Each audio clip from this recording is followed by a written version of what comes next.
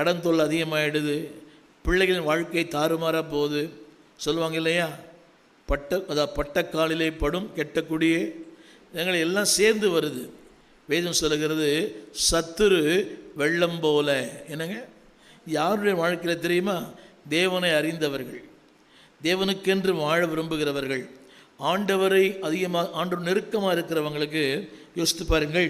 சிறை பிடித்து கொண்டு போகப்பட்டான்.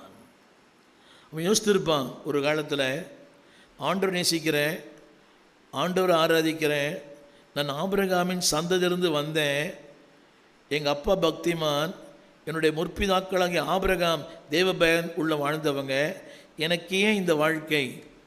எருசலேமிலே மகாராஜாவின் நகரத்தில் ஆடி பாடி துதிக்கிற ஒரு வாழ்க்கை, இப்பொழுதோ ஒரு அடிமைத்தனமான வாழ்க்கை. பாருங்க, அங்கே மேன்மையான வாழ்க்கை, இங்கே கீழான வாழ்க்கை. அந்த வசனம் சொல்லுகிறது, அவன் எருசலேமிலிருந்து பிடித்து கொண்டு போகப்பட்டான். அவங்களுக்கு என்ன வேலை தெரியுமா? ரொம்ப லீஸ்ட் ஒர்க்கு தான், வாட்ச்மேன் வேலை.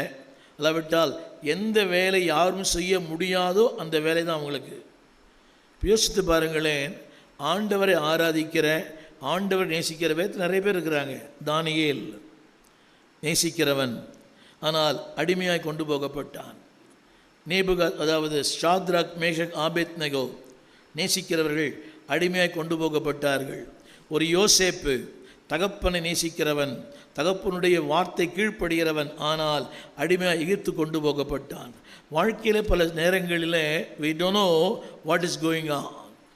என்ன நடக்குது?